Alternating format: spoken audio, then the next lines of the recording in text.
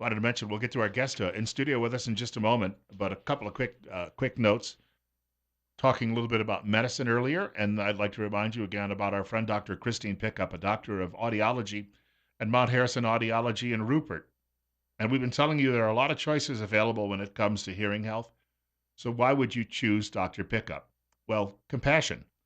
Dr. Pickup and her staff pride themselves on caring for each individual with customized and personal treatment plans. Mount Harrison Audiology cares about your health goals, and the doctor will work with you to provide the best care possible. Call Mount Harrison Audiology for your appointment today, 208 312 0957.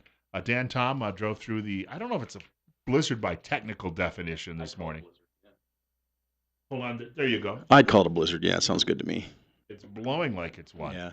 That's It's not the depth. It's just that's going sideways. Yeah, going sideways. I come over from Buell this morning and I saw a snowplow in the borrow pit. So to me, that's a bad day. So why is it that we have that joke that when the first snowfall comes of the season, we say people have to learn how to drive again. So we learned for a good 5 weeks, but now all of a sudden, and then we forget because then I was following this guy and I don't know if Highway 30 is 2 lanes coming westbound. Well, he was in the third lane, which was the center one because I don't think he could see the road. And going pretty good. Going, it's one of those kind of things you're going, you're going to go off the road.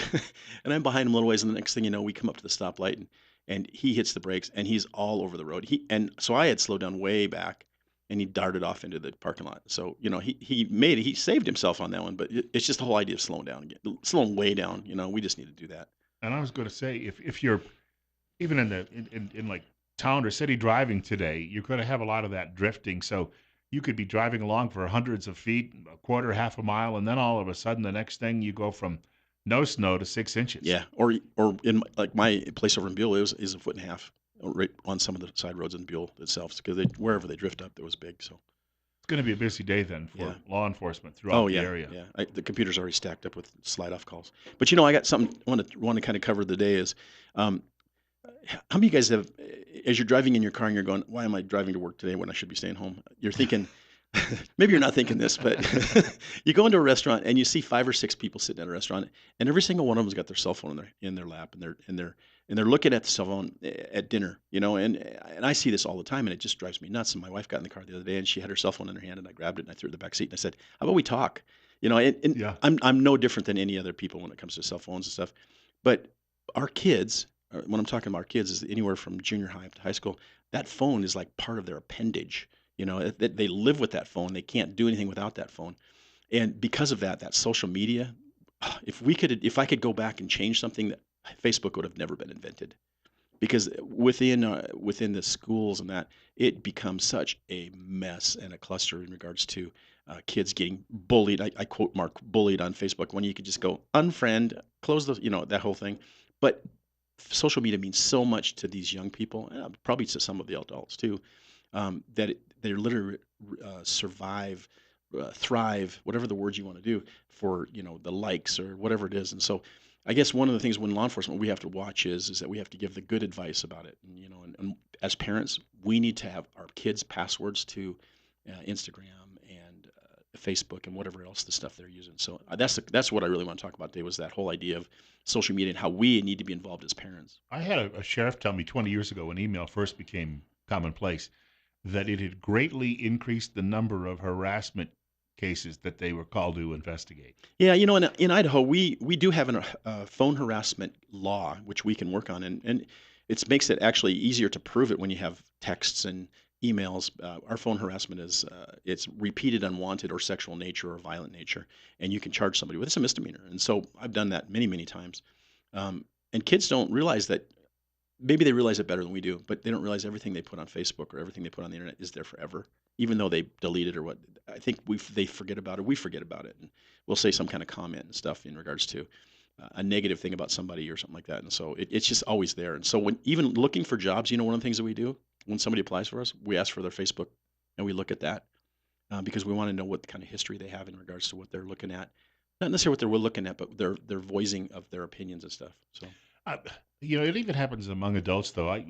Well, a little over a year ago, an old neighbor of mine who I grew up with, he got arrested for cooking meth in his house, 5 doors down the street from my sister's house. And I was not happy about it. And I shared that with a lot of friends because that place blows up, it contaminates the entire neighborhood and the like. We have a community Facebook page, and I've stopped posting on there because a lot of people I knew that were friends of mine growing up, they're angry because I criticized him for trying to blow up the neighborhood. And they're nasty, rude comments. These are people in their 50s. I just finally Yeah. said, I don't want any more part of this. I don't want to deal with that. Yeah. Well, unfortunately, I shouldn't say unfortunately. Since I got this job again back that I did for years and years, that Facebook became part of my job, and it was like, oh my gosh, I don't know anything about Facebook. And the only reason I ever had Facebook was to watch where my kids are. They're all overseas, so it's being able to talk with them. And I've just learned a lot more about it and how vicious and horrible people can be when they're anonymous. It's just interesting to see that. And so maybe that's a social commentary, not necessarily a law enforcement commentary. I know that there's a newspaper that I used to post at back east, and you could use they ask you to come up with a nickname, but I went to post something at it yesterday, and it's been about a year, and now they ask you to use your real name, Oh, yeah. and they feel that if you use your real name, that's going to make you a little politer. Well, I do. I have to agree with that because people are, when we're in a line at the store, we would never even think about cutting. When you get in your car where you're kind of anonymous, you'll do horrible things, And I don't know why that is. Maybe it's human nature or something. But again, when I look at that with our kids, we really need to be on top of it. And bringing it back to the social media, we need to be on top of what our kids doing. If your kids have a computer and a phone, you better know exactly all their passwords. And if you don't, you better take that thing away until you give it to them. We've got about a minute before the break. Can you stick around through the next segment? Sure. Yeah. No I know problem. that there's going to be a lot of demand for you, for anybody who's wearing a badge today, but if you can Yeah. spare me a few more Yes, I would minutes. love to stay, so I don't have to get out and handle those calls. Just a quick note. We're going to continue our conversation with Dan Tom from the Twin Falls County Sheriff's Department in just a moment. But I wanted to mention my friends at Waddell and Reed right here in Twin Falls. Now, for those of us, I'm of a certain age, I think about this type of stuff all the time. This is an investment firm that's been in business for 80 years, and they are one of the oldest firms in the country at Waddell and Reed to offer mutual funds. Waddell and Reed, in fact, owns and manages two mutual fund families and will invest by a conservative nature. These are people who know what they're doing, as evidenced by 8 decades in business. And you'll find that there's a very much a planning approach to what they do, and they'll work with your individual needs and goals, and with that just individual nature that you may have, they build those plans around those goals. And Waddell and Reed will help you manage money. And at Waddell and Reed, they take planning personally. It's 8:30. We're at 25. This is Top Story as well with Bill Colley on News Radio 1310, KLIX, and newsradio1310.com. Joining us in studio this morning, Dan Tom from the Twin Falls County Sheriff's Department. I usually refer to you as Sergeant, but you never know when I don't see you sometimes for a few weeks. If sometimes you walk in the door, you might have been promoted or. No, no, no, that's not going to happen. I think the sheriff likes me right as a sergeant, and I'm good with that too. It's 8:34. We're at 25. Bill Colley with you as well on Top Story on News Radio 1310 KLIX and newsradio1310.com. Bill proposed, and there's a column this morning. I think it's Bob Soika. He's the chairman of the Democrats in Twin Falls County.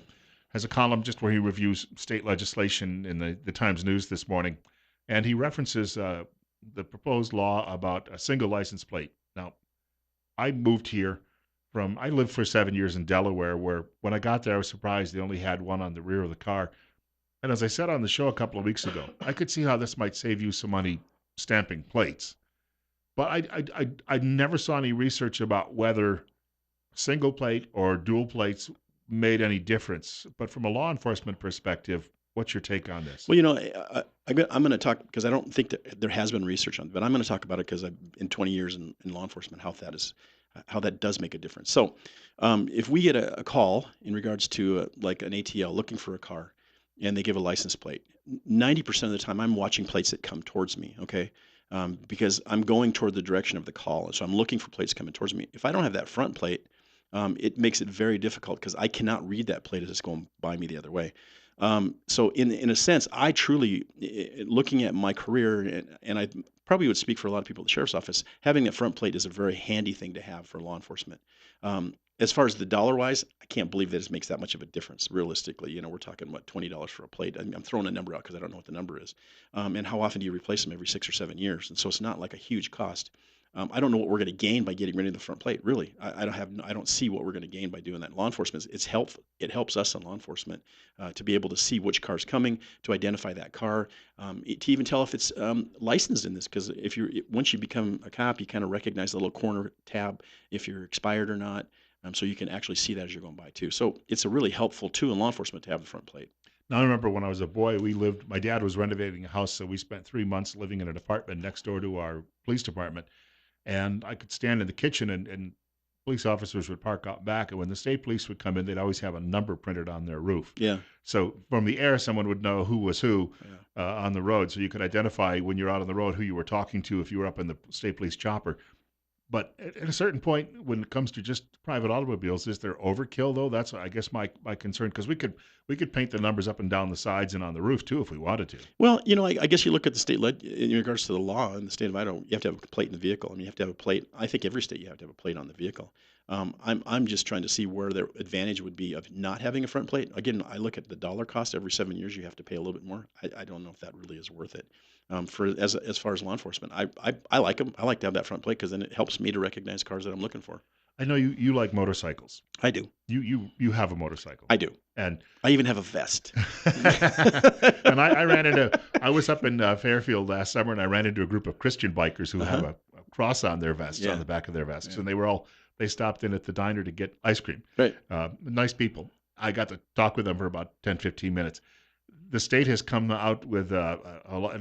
All these things still have to make their way to the governor's desk, Yeah. but come out with a law that says that we will no longer allow profiling of bikers by law enforcement. And I was unaware that anybody was doing It that. scratched my head. I was really scratching my head on that one. I'd never heard of that. First of all, we can't profile. In law enforcement, if we start profiling, we have to have a thing called probable cause to make a stop. And because somebody's wearing a vest that is a biker gang vest doesn't give us probable cause. You have to have, so they have to break the law somehow, equipment.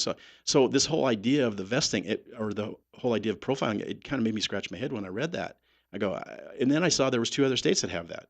So, I think there's people just running scared. They really want to, uh, even I don't want to say that put limits or try to hinder law enforcement, but realistically, we have a lot of laws. Even this whole law of coal rolling or whatever, we have laws for that. The only thing this coal rolling law was going to give us is a greater fine in regards to how much the fine is going to be instead of improper exhaust. It's kind of like texting. It's inattentive driving. We have a texting law.